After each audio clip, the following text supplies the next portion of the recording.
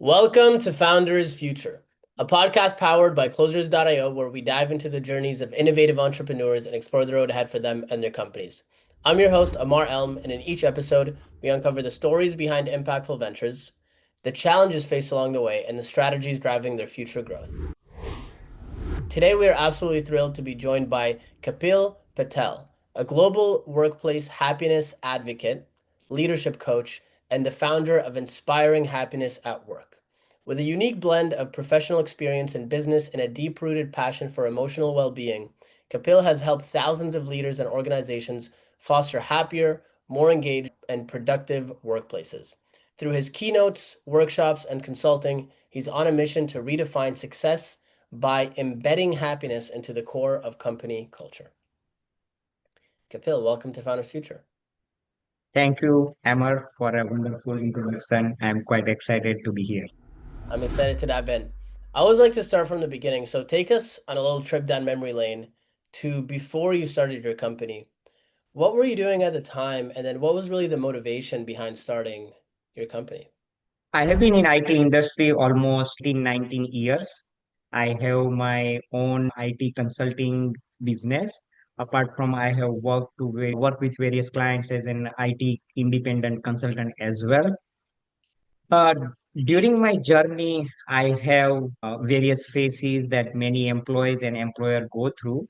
One of them, more specific, was around 2014. I realized that I'm born to be a professional speaker.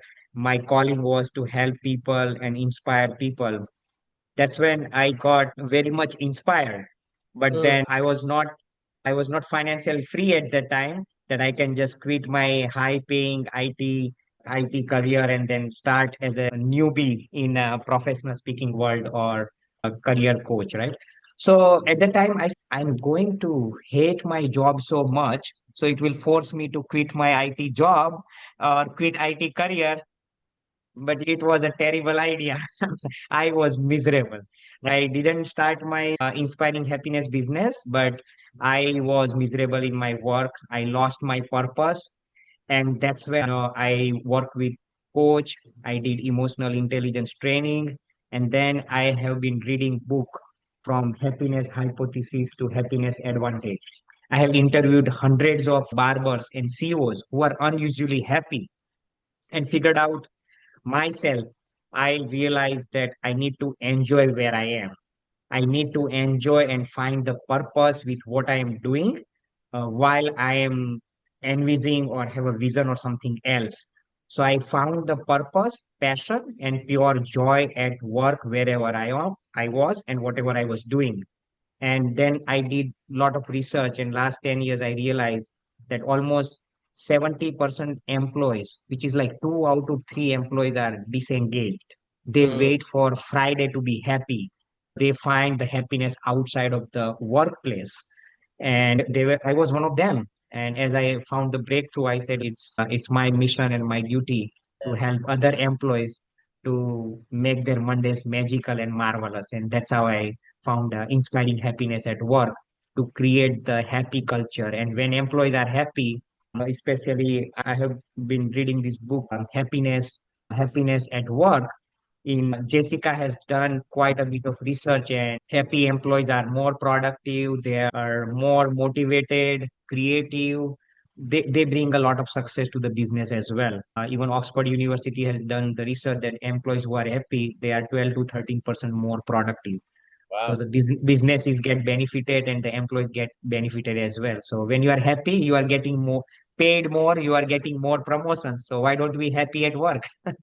Yeah, yeah, there you go. I love that. And it's powerful to hear your story of going from a miserable employee to figuring this out and to learning this yourself. And I'm curious, let's fast forward to give the listeners more context into what your business looks like today. Who is your ideal customer? Who do you love to work with? And then from there, we'll dive into your core offerings and what that looks like. Yeah, we ideally work with the small to medium size companies, businesses, where the employee size is anywhere between 50 to 500 employees. Of course, I can work and create the impact for the larger companies as well. but the larger companies have more set processes and they might have so many other things which they might be doing it.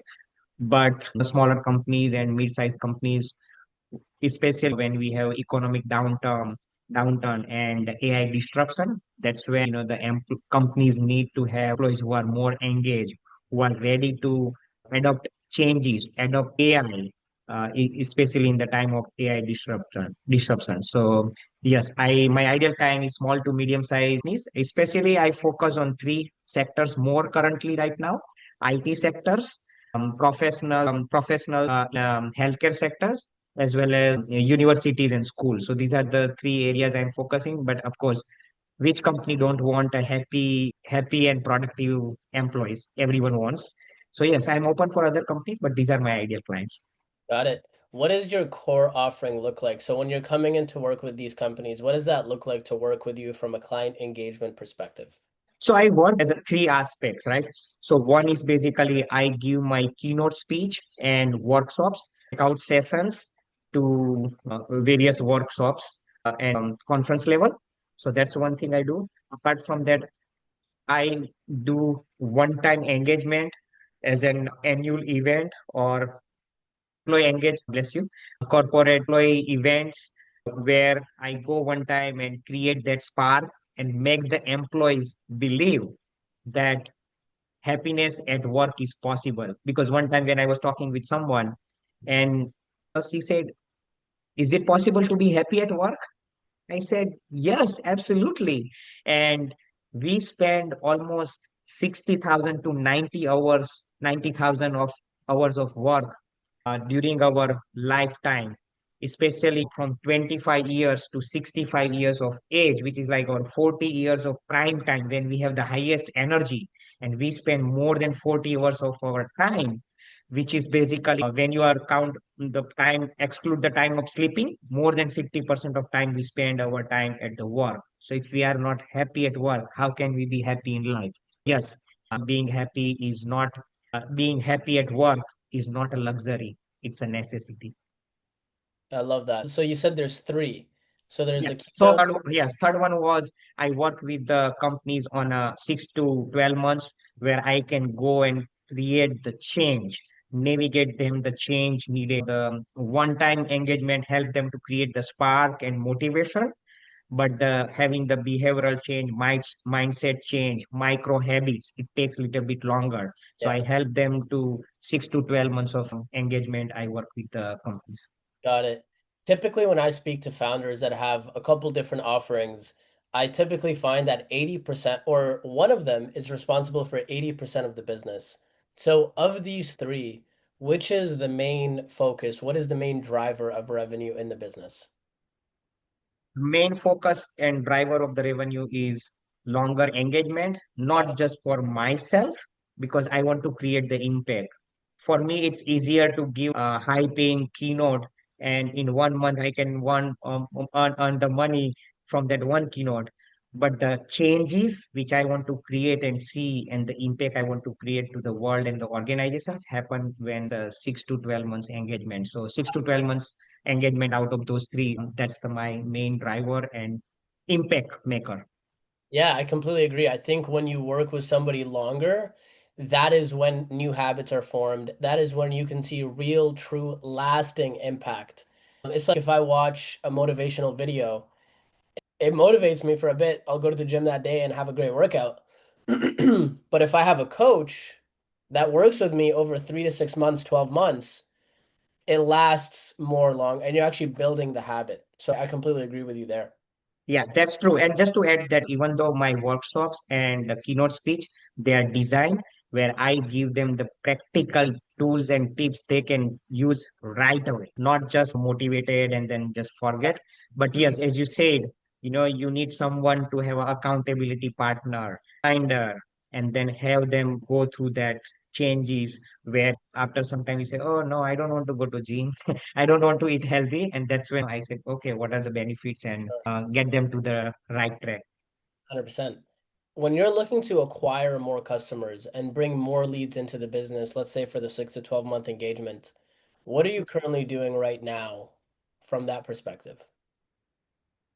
Currently, I do two ways generating the main leads using the LinkedIn, where my clients are there, and then second one is I go in person networking event. Though that's old fashioned, but I believe as there is a lot of noise in social media, meeting in person is a new gold, new ways. Especially, I love meeting people and meeting stranger, meeting new people. For me, that's the number one go getter. 100%. I'm a big fan of the idea of predictable lead gen and building consistency and predictability when it comes to that. What is your perspective around building more predictability from a marketing perspective? Because a lot of consultants that I talk to, there's a lot of ebbs and flows. Mhm. So Yeah, having that is very important in a business. So I'm curious what your perspective is there. yeah. That's when I have learned from one of the coach, Mr. E. I will not name him, but he said he's making more than a multi-million dollar in coaching and also speaking business. And what he says, like whenever he is very busy, he spend at least 1 hour of time to connecting new people and reaching out to new people and prospecting. So 1 hour of consistent time. He said, I don't care you spend 5 hours in one day, but at least on the next day, I also want you to spend 1 hour. So that's something I have learned from my coach. Consistency is the key. Consistency compounds. So every day, 1 hour, that's where I try. Sometimes it doesn't happen, but most of the days I try to at least have 1 hour of prospecting and reaching out to people. And that's mainly LinkedIn. LinkedIn and also through the emails, email leads. Okay, nice. When it comes to the sales process, let's say a lead does come in, what are the different steps that they go through for them to become a client? So I use Drive as a one of the sales navigator. People use different. So in that, what I have is first is just the leads, and then if it's qualified, then it goes to the qualified leads. If I have made first time contact, then contact made, and then if I have done the demos, usually I would like to have a discovery call and have a demo or brief demo. Demo is not too much, but it's how I can help them to achieve their business goals. And then after the demo, it's a follow up and then hopefully close the lead. And Mhm. if I cannot close in certain time, then it goes into the lost lead and then I reactivate that lead after certain time, probably 6 months or 1 year. Yeah. When you think of your, I appreciate you breaking that down. When you think of your vision over the next 12 to 24 months, what are you really aiming towards? Where do you want to take this company? So I have a 3 years goal and 1 year goal as well. In the 3 years, my vision is to help 10,000 employees and empower them to take charge of their happiness, productivity, and purpose at work. I want them to feel like they are making the difference. They are happy and enjoying. So that's my mission for the employees. And as a businesses, I want to empower 100 plus organizations. So that's my business and impact. And in next 6 months to 1 year, I want to help at least 25 organizations and impact at least I would say 5,000, not 5,000, I would say maybe 2,000 employees to 2,500 employees. What do you feel like is the biggest challenge to making that happen? I would say there are, as a business owner, you will always have challenges. And it's not only business owners. As a human being, we always have challenges.